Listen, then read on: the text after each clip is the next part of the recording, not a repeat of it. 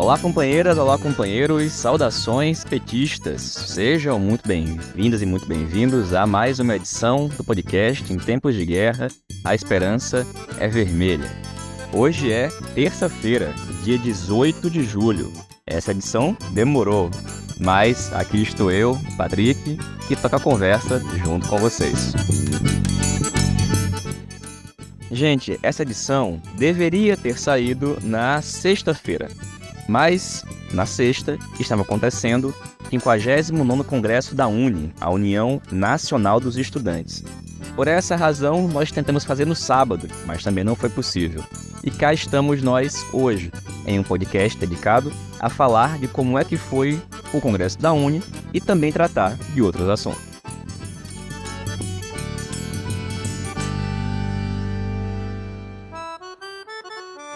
E a gente já começa falando destes outros assuntos. O companheiro Walter Pomar comenta, né, Walter? A discussão em torno dos chamados pisos constitucionais, o investimento mínimo em saúde e em educação, em face de uma manifestação pública por parte do Tesouro Nacional sobre esses investimentos.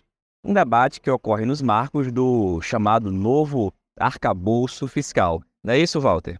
Pois é, Patrick. A Constituição brasileira prevê gastos mínimos para a saúde e para a educação. Os neoliberais nunca gostaram disso. E o teto de gastos achou uma maneira de passar por cima disso. Nós, do PT, sempre criticamos o teto de gastos, inclusive por ele afetar o cumprimento do que está previsto na Constituição, ou seja, gastos mínimos constitucionais com saúde e educação. Quando começou o debate acerca do arcabouço fiscal, nós alertamos que a concepção do arcabouço levaria, mais cedo ou mais tarde, à defesa, por parte de alguns, de que os pisos fossem revistos, fossem desconstitucionalizados ou algo nessa linha. Quando nós alertamos isso, muita gente desconsiderou o alerta, considerou um exagero, uma interpretação indevida. E o próprio companheiro Fernando Haddad, indagado a respeito numa reunião da Comissão Executiva Nacional do PT, reunião essa que precedeu a conversa do Haddad com o deputado Cajada, o ministro da Fazenda, o companheiro Haddad, nesta reunião, disse que as notícias que davam conta de membros do governo defendendo a desconstitucionalização dos gastos mínimos com saúde e educação, essas notícias não tinham conotação oficial, eram opiniões pessoais de alguns integrantes do governo. Pois bem, agora, talvez, os céticos acreditem que não é bem assim. Afinal de contas, saiu na Folha de São Paulo, uma notícia, no dia 13 de julho, segundo a qual o Tesouro sugere limitar crescimento dos pisos de saúde e educação sob o novo arcabouço fiscal. Ou seja, segundo a Folha de São Paulo, estaria em curso, agora oficialmente, um movimento para mudar as regras de investimento oficial em saúde e educação. Com base no que a Folha de São Paulo afirma isso? No relatório de projeções fiscais, divulgado no dia 12 de julho, pela Secretaria do Tesouro Nacional. Na opinião deste relatório de projeções fiscais, que, repito, é uma publicação da Secretaria do Tesouro Nacional. A Secretaria do Tesouro Nacional, ela é encabeçada pelo Rogério Ceron de Oliveira. Se a gente for no expediente da publicação ou no organograma do Ministério da Fazenda, é uma das principais secretarias do Ministério. Portanto, nós estamos diante de uma publicação oficial. E nessa publicação oficial, o que é dito, com outras palavras, é que para que o novo marco fiscal tenha sustentabilidade, é preciso que haja mudanças nos chamados recursos vinculados. E para quem não entende essa terminologia, o relatório faz uma breve descrição das principais despesas vinculadas a receitas. E, entre essas despesas, o relatório fala do Fundo Constitucional do Distrito Federal, fala das emendas parlamentares obrigatórias, fala do Fundeb e fala, em primeiro lugar, dos gastos mínimos constitucionais com saúde e educação. Ou seja, agora não se trata de opiniões pessoais, é uma publicação oficial da Secretaria do Tesouro Nacional que diz que saúde e educação estão na mira. Zero surpresa, né? Afinal, uma das premissas do chamado novo marco fiscal é a de que os gastos só cresceriam ou só crescerão até 70% do crescimento das receitas. Bem, para um governo que não quer ampliar investimentos, isso não é um problema. Mas para um governo que não só deseja, mas também está ampliando investimentos, há um conflito óbvio que só se resolve, ou bem, fazendo crescer muitas receitas, o que exigiria, por exemplo, uma reforma tributária de verdade, que fizesse os ricos pagar a conta, e ou contendo algumas despesas, entre aspas, para abrir espaço para alguns investimentos. É daí que vem a tentação de fazer algo que a direita neoliberal sempre defendeu: desconstitucionalizar os investimentos em saúde e educação. Isso está no relatório? Não. Isso precisa acontecer obrigatoriamente? Também não. Há maneiras, por exemplo, mudando os indexadores, há maneiras de manter a Constituição no papel, mas mudando os indexadores, reduzir brutalmente os recursos obrigatórios vinculados. Seja como for, se essa opinião do relatório prosperar, vai cair mais uma das diferenças entre o chamado novo marco fiscal e o velho teto de gastos, o que seria, se isso vier a acontecer, um desastre, tanto do ponto de vista histórico quanto do ponto de vista imediato. Valeu, companheiro, obrigado. Na próxima edição a gente volta a falar também desse assunto e dos debates que estão acontecendo em torno do tema do novo arcabouço fiscal. Bom, mas como dito, nos últimos dias, no último fim de semana, acabou o Congresso da UNE, o 59º Congresso da entidade. E a gente convidou para falar um pouquinho do Congresso para a gente duas companheiras. E a gente começa ouvindo a companheira Carídia França, que atualmente compõe o DCE Romana Barros, da Universidade Federal Rural do Semiárido, que participou agora do seu primeiro congresso da UNE como delegada pela tese A Esperança Vermelha. Saudações petistas, articulação esquerda, meu nome é Carídia França, sou coordenadora geral do DCE Romana Barros, da Universidade Federal Rural do Semiárido, no Rio Grande do Norte, e juntamente com as delegações dos demais estados, a juventude da articulação esquerda participou nos últimos dias 12 a 16 de julho do 59º Congresso da União Nacional dos Estudantes, que aconteceu em Brasília. Nesse momento, todas as nossas delegações estão retornando para os seus estados, com a certeza de que o movimento estudantil brasileiro precisa tomar algum rumo para esse próximo período. E bom, além das resoluções que foram aprovadas no Congresso, de conjuntura, de educação e de movimento estudantil, a articulação esquerda não participou somente das discussões, mas também se colocou enquanto alternativa, uma alternativa petista junto com outros movimentos para a direção da UNE. Que a gente acredita que o PT não é só uma alternativa para a classe trabalhadora, mas também para os filhos da classe trabalhadora, e que se o partido se propor, a gente consegue sim dirigir qualquer coisa, qualquer entidade. E para isso a gente se colocou nesse processo, por entender que a UNE nesse momento não está à altura dos desafios da juventude brasileira e que ela precisa retornar às suas bases, aos DCEs, aos CAs e principalmente ao dia a dia dos estudantes, né? E dito isso, o resultado da votação, na verdade, ele reafirmou algo que vem acontecendo na UNE há certo tempo, que foi, infelizmente, de certa forma, a vitória da majoritária, da UJS e outras forças da JPT, inclusive também outras forças da direita, como a JSB e outras, e que coloca a UNE nesse papel rebaixado em frente à conjuntura que nesse momento está sendo favorável para a gente. A eleição de Lula foi sim uma vitória popular, foi sim uma vitória política, mas ela de forma alguma deve impor um rebaixamento do nosso programa. A gente precisa, na verdade, pressionar o governo à esquerda, e para isso os movimentos sociais, inclusive o movimento estudantil, precisa estar nas ruas. A gente precisa fazer o Camilo Santana e o MEC, de forma geral, cansar de ouvir a voz dos estudantes. Que a gente precisa aprovar coisas muito importantes de forma estrutural, como, por exemplo, a lei que vai regulamentar, enfim, a assistência estudantil, o PENAS.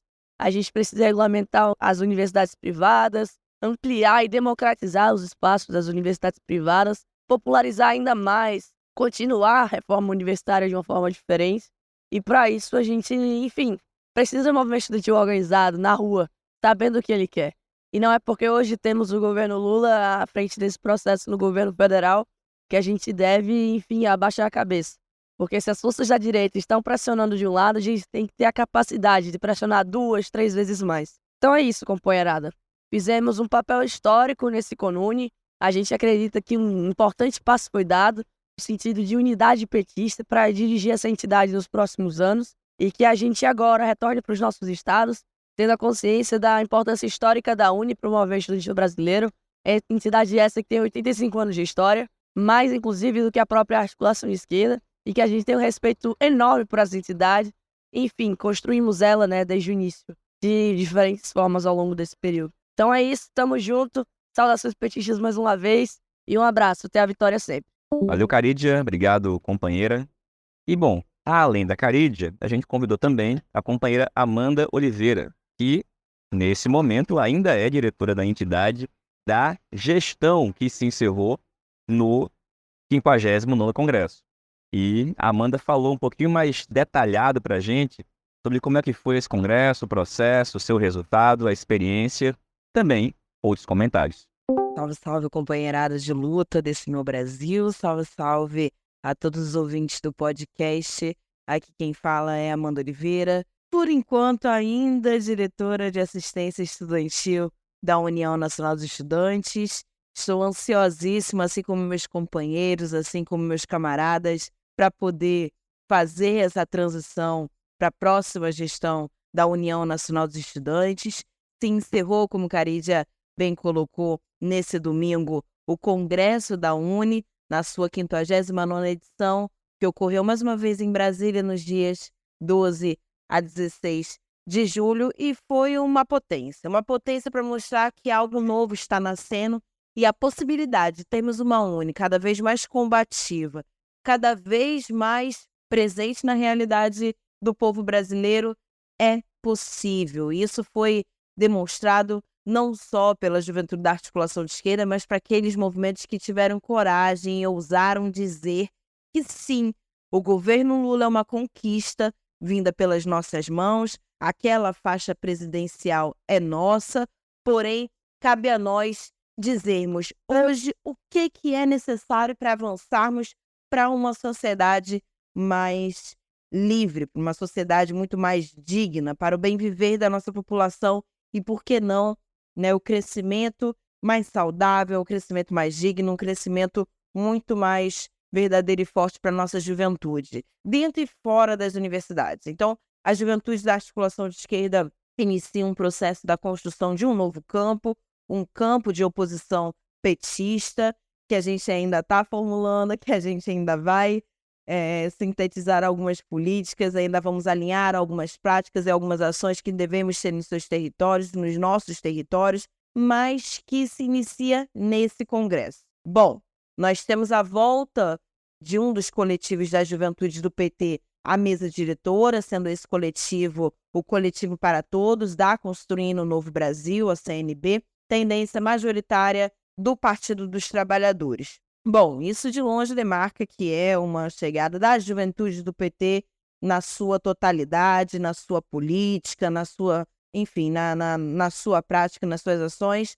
dentro da mesa diretora. Bem como, obviamente, não temos a arrogância nem a prepotência de dizer que a construção desse novo campo é e representa a totalidade da construção e da formação, né, e da composição da juventude petista organizada. Mas é o início de um sonho. E o sonho, ele não acabou. Ele, na verdade, ele pode ter sido um pouco retardado, né, mas que a gente sabe, um pouco atrasado, mas a gente sabe que avançaremos muito mais porque o horizonte é o mesmo. E somente a juventude petista organizada conseguirá dar a linha, não só na secretaria, na vice, independentemente de qual posição na diretoria plena, mas sim na sua totalidade, na sua maioria, na composição da entidade, desde a presidência até a maioria das diretorias plenas. E aqui a gente não está falando que a gente quer uma UNE petista, uma UNE antidemocrática, muito pelo contrário. Nós, na verdade, estamos dizendo e reafirmando, e continuaremos a reafirmar, que apenas a juventude do Partido dos Trabalhadores tem a capilaridade social para fazer com que a UNE chegue até essas bases, chegue em cada estrutura, em cada território, em cada centro acadêmico, em cada diretório acadêmico, em cada DCE e, para além disso, mais do que tudo, na administração central das universidades e na administração central da construção de um projeto de educação popular, democrático e, por que não, socialista, sim, porque aí sim a gente vai ter uma educação para todos e a gente vai ter, né, uma educação aí que chegue nas diferentes realidades, mas que emancipe nossos jovens, emancipe todos aqueles estudantes que sonham com seu diploma na mão de fazer a mudança em suas vidas acontecer e nas suas famílias também. Nós continuaremos em diálogo com todos os coletivos da juventude do PT presentes na União Nacional dos Estudantes, principalmente com o Coletivo Para Todos, que segue aí aberto e sinalizando que vamos dialogar, vamos acumular, mas seremos a balança para que isso aconteça. Teremos o peso para que isso aconteça. E nós vamos sim ser o peso à esquerda para que a UNE não perca seus valores, não perca suas raízes, porque, diferente do que falam, não é democrático abrirmos para a direita o Congresso da União Nacional dos Estudantes, como foi feito por parte do PCdoB, já em 2021, né, abrindo muito para a direita na figura do MBL, da UJL, que é a União da Juventude Liberal, que é esse coletivo criado justamente para fingir que algum dia a juventude de direita se mostrou presente